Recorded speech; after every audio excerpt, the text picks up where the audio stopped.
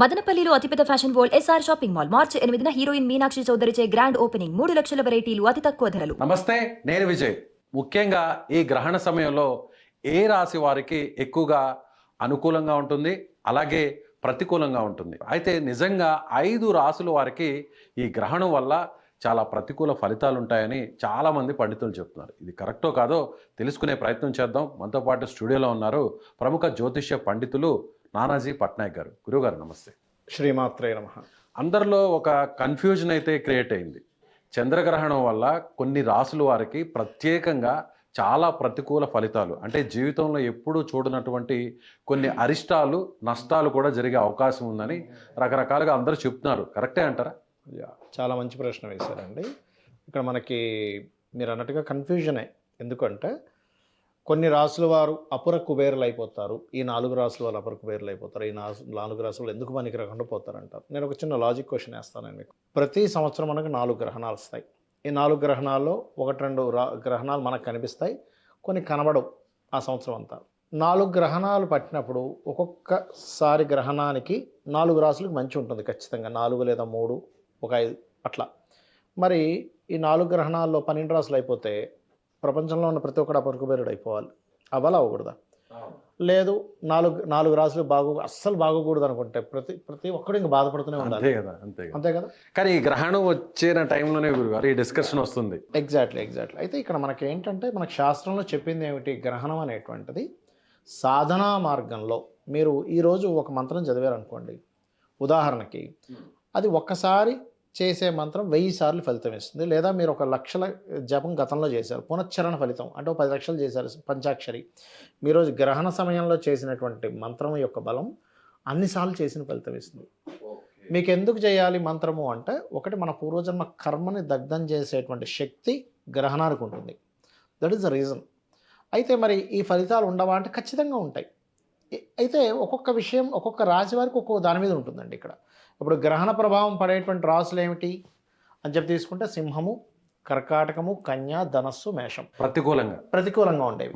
So ఈ ప్రతికూలంగా సింహరాశి, కర్కాటక రాశి, కన్యా రాశి, మేషరాశి, ధనస్సు రాశి.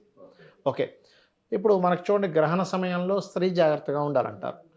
మేషరాశి స్త్రీలు జాగ్రత్తగా ఉండాలి, ఎందుకంటే పంచమ స్థానంలో గ్రహణం పడుతుంది కాబట్టి, పంచమ స్థానం గర్భస్థానం కాబట్టి ఆ స్త్రీలు కాస్త ఆ సమయంలో కాస్త రెస్ట్ తీసుకుంటే మంచిది. గురువు గారు, ఒక్కొక్క రాశి గురించి డిస్కస్ చేద్దాం. తొలుత మీరు సింహరాశి అన్నారు. సింహరాశి ఉన్న పురుషులు కానీ, స్త్రీలు కానీ, పిల్లలు కానీ, పెద్దలు కానీ ఎలా జాగ్రత్తలు పాటించాలి అంటారు? ముఖ్యంగా సింహరాశి వారు కొంచెం మెంటల్లీ డిస్టర్బ్ అయ్యే ఛాన్సెస్ ఉంటుంది. బికాజ్ ఆఫ్ చంద్రగ్రహణం రాశిలో ఏర్పడుతుంది కదా, చంద్రమా మనసో జాతః అన్నారు కాబట్టి కేతువు చంద్రుడు కలయిక అనేటువంటి స్ట్రాంగ్ డెసిషన్స్ ఇస్తుంది. ఎట్ ఏ సేమ్ టైం తెలియని ఒక వైరాగ్య స్థితిని కూడా తీసుకెళ్తూ ఉంటుంది. కాబట్టి చిన్న విషయాలకు వీళ్ళు కలత చెందకుండా ఉండగలగాలి. కొంచెం ఆధ్యాత్మిక దీంట్లో ఉండడం, కొంచెం మెడిటేషన్ చేసుకోవడం, గ్రహణ సమయంలో కాస్త గణపతిని ధ్యానం కనుక చేస్తున్నట్లయితే ఇబ్బంది అనేటువంటిది ఏమీ ఉండదు. మరియు ఇంకొకటి ఏంటంటే, దీనికంటే ముందు 15 రోజుల ముందు సూర్యగ్రహణం వచ్చింది. సో లగ్న సప్తమాల్లో అంటే రాశి సప్తమాల్లో సూర్యచంద్ర గ్రహణాలు పట్టింది కాబట్టి, ఎప్పుడైనా సరే గ్రహణం యొక్క ప్రభావం అనేటువంటిది 40 డేస్ ఉంటుందండి. గ్రహణం 40 డేస్ ఉంటుంది. సో ఈ 40 డేస్ కూడా వీళ్ళు పార్ట్నర్షిప్స్ విషయంలో కానీ, వివాహ నిర్ణయాలు తీసుకునే విషయాల్లో జాగ్రత్తగా ఉండాలి. అది సింహం వారు. ఇక కన్యవారు కనుక, అలాగే పిల్లలు, చిన్నపిల్లలు, అంటే ఈ గ్రహణ ప్రభావం చిన్నపిల్లల మీద కూడా ఉంటుందండి ఖచ్చితంగా. చిన్నపిల్లలనే కాదు, ప్రతి ప్రాణికోటి మీద ఉంటుంది, మనుషుల మీదే కాదు. జ్యోతిష్యం అనేది, జ్యోతిష శాస్త్రం అనేది 14 ఏళ్ల లోపల ఉన్న పిల్లలకు వర్తించదు. అది తల్లిదండ్రుల ఏదైతే జ్యోతిష్యం ఉంటుందో అదే వీళ్ళకి కూడా రెప్లికేట్ అవుతుంది. ఏ మహర్షి కూడా 14 ఏళ్ల లోపల వర్తించదని ఎక్కడ రాయలేదు, ఏ శాస్త్రంలో రాయలేదు. అలా అయితే మీకు మరి బాలారిష్టాలు అలా చూసుకుంటాం, నక్షత్ర దోషాలు అలా చూసుకుంటాం, నక్షత్ర శాంతులు ఎందుకు చేసుకుంటున్నాం. ఓకే, సో 14 ఏళ్ళ లోపల ఉండదు. 60 ఏళ్ళు దాటితే మాత్రం దాని గ్రహ ప్రభావం తగ్గుతుంది అంటారు. ఓకే, అంటే వాళ్ళ కర్మ అనేటువంటిది హాఫ్ ఆఫ్ ది కర్మ అయిపోయింది. సో కొంచెమే మిగిలింది, ఏమైనా సరే వాళ్ళ హెల్త్ మీద చూపిస్తూ ఉంటుంది అంటారు, అంతకుమించి ఏం లేదు. ఇప్పుడు సింహరాశి వారు గ్రహణానికి ముందు ఏం చేయాలి, గ్రహణ సమయంలో ఏం చేయాలి, గ్రహణం విడుపు తర్వాత ఏం చేయాలి, మీరు చెప్పినటువంటి ప్రతికూల ప్రభావాలు తగ్గాలి అంటే? ఫస్ట్ ఆఫ్ ఆల్ ఏంటంటే, గ్రహణం అనేటువంటిది ఏదో జరిగిపోతుందనే దానికంటే కూడా ఫస్ట్ ఇది ఒక సాధనా మార్గము, సాధన చేసుకోవడానికి గొప్ప వరము అనుకోవాలి. ఎందుకంటే ఇది 1 టైం చేస్తే 1000 టైమ్స్ కదా. అంటే మీరు ఒక 3 సంవత్సరాలు జపం చేసిన ఫలితం వచ్చినట్టే కదా మనకి. 1000 డేస్ అంటే 3 ఇయర్స్ కదా ఆల్మోస్ట్. సో ఇక్కడ ఏంటంటే గ్రహణ సమయం మనకి యాక్చువల్గా మన ఇండియాలో కనబడేది మాత్రం 6:22 నుంచి 6:47 మధ్యలో కనిపిస్తుంది, సాయంత్రం పూట ప్రత్యక్షంగా మనం వీక్షించడానికి కనబడేది. ఓకే, కాబట్టి ఇది కనబడుతూనే గ్రహణ చంద్రోదయం అవ్వడమే గ్రహణంతో చంద్రోదయం అవుతుంది. దీనివల్ల దేశకాల పరిస్థితుల్లో కొన్ని ఫలితాలు ఉన్నాయి. అలాగే సింహం వారు కానీ ఏ రాశి వారైనా సరే మన గ్రహణం ప్రారంభమయ్యేది ఎప్పుడు, కనబడేది ఎప్పుడు అంటే కనబడడం 6:22 అయితే ప్రారంభం 3:35 టైంలో ప్రారంభం అవుతుంది. కాకపోతే మనకు కనబడకపోయినా జపంలో కూర్చోవాలనుకునేవి అయితే కూర్చోవచ్చు. లేదనే 6:22కే కూర్చుంటానంటే చక్కగా అప్పుడే పట్టు స్నానం చేసి కూర్చొని 6:47 వరకు కూర్చోవచ్చు, నో ప్రాబ్లం. అయితే ఇక్కడ నేను చెప్పేది ఏంటంటే సింపుల్గా ఎవరైనా సరే ఈ టైం టు ఈ టైం జపంలో కూర్చోవడం వల్ల మంచి ఫలితాలు వస్తాయి. ఆ సమయంలో మాత్రం బయటకైతే మాత్రం రాకూడదు. గ్రహణ సమయం ఈజ్ మోస్ట్ ఇంపార్టెంట్ కాబట్టి ఆ సమయంలో మీరు జపం చేసుకొని నెగటివ్ ఎనర్జీ ఫామ్ అయ్యే టైం.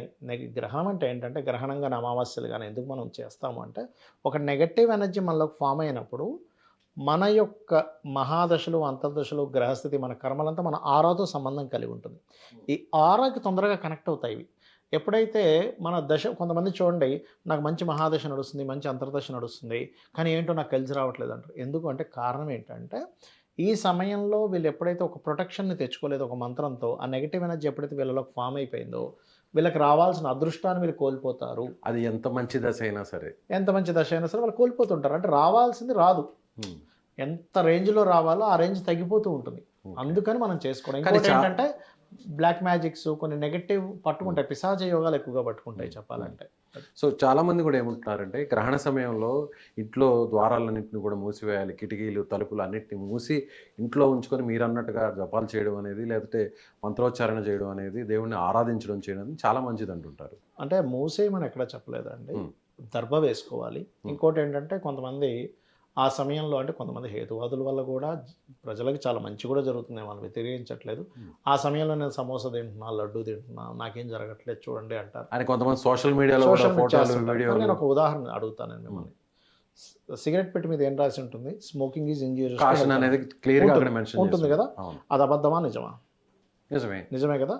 ఇప్పుడు ఆరోగ్యంగా ఉన్న ఒక వ్యక్తికి ఒక సిగరెట్ తాగిస్తాం, ముందు టెస్ట్ చేస్తాం, సిగరెట్ తాగిన తర్వాత టెస్ట్ చేస్తాం, ఏమీ డిఫెక్ట్ ఏమి ఉండదు. కానీ అది చాలా కాలం తర్వాత దాని పర్యవసనం తెలుస్తుంది. ఎగ్జాక్ట్లీ. మరి ఏమీ లేదు కదా, సిగరెట్ పెట్టి మీద ఉన్నది రాంగ్ అంటామా? వాడు తప్పు రాస్తున్నాడు, వాడంతా అబద్ధాలు రాస్తున్నాడు, అబద్ధాలు కోరు, ఎట్లా మీరు తప్పుదోవ పట్టిస్తారు అనగలమా? అనలేం. ఎందుకు? ఇట్స్ డిపెండ్ ఆన్ ఒక సంవత్సరమో 6 నెలలో 2-3 సంవత్సరాలు, ఒక చైన్ స్మోకర్లో ఒక 5 సంవత్సరాలు తాగిన తర్వాత అప్పుడు లోపల మీకు ఎఫెక్ట్ కనిపిస్తుంది. అలాగే ఒక గ్రహణ ప్రభావం ఒక మనిషికి తన జీవిత కాలంలో మనం సంవత్సరానికి 4 గ్రహణాలు అనుకున్నాం, ఆ 4లో మన దేశానికి 1-2 కనిపిస్తే ఒకసారి కనబడవు. అలా ఒక 50 సంవత్సరాల పీరియడ్లో ఒక 50 సార్లు ఆ గ్రహణ ప్రభావం పడ్డప్పుడు అతని మీద మాత్రమే కాకుండా మన జెనెటిక్స్, మన యొక్క తర్వాత తరాల వారికి వారసులకి ఈ ఎఫెక్ట్ అయినటువంటి శరీరాన్ని, ఎఫెక్ట్ అయినటువంటి దాన్ని మనం ఇస్తున్నాము. సో అందుకని మన మహర్షులు ఇదంతా క్యాలిక్యులేట్ చేసి నాయన నువ్వు ఇవి పాటించు, దీనివల్ల నువ్వు ఉద్ధరింపబడతావు, నీ తర్వాత జనరేషన్స్ కూడా నువ్వు మంచివి ఇచ్చిన వాడు అవుతావు అనే భావనతో చెప్పారు. ఇక్కడ వరకు అయితే మాత్రం ఈ 5 రాశుల వారు ఈ జాగ్రత్తలు అయితే పాటించుకుంటే సరిపోతుంది. ఓకే. అలాగే గ్రహణానికి ముందు కూడా ఆ సమయానికి ఆరంభానికి ముందు స్నానాన్ని చేసి అప్పుడు కూర్చొని మంత్రోచ్చారణ కానీ జపం కానీ దేవుణ్ణి ఆరాధించడం చేయాలి అని అంటుంటారు. అలాగే గ్రహణం విడుపు తర్వాత కూడా మళ్ళీ స్నానం చేయాలి అని అంటారు. నిజమేనంటారా? పట్టు స్నానము, విడుపు స్నానము అనేటువంటిది మనకి శాస్త్రంలో ఉన్నటువంటిది. ఏం లేదు, స్నానం చేస్తాము, చక్కగా ఆచమనం చేసుకొని జపం చేసుకుంటాం. జపం చేసుకోవడం ద్వారా మనకు ఒక పాజిటివ్ వైబ్ అనేటువంటిది వస్తుంది, పాపకర్మ అనేటువంటిది తగ్గుతుంది అనేటువంటి దాంట్లో. అంటే గ్రహణం అనేటువంటిది నువ్వు ఆ సమయాన్ని ఒక గోల్డెన్ టైమ్గా నువ్వు వినియోగించుకోవాలి అనేటువంటి చెప్పేది. రైట్ గురుగారు, థ్యాంక్ యూ.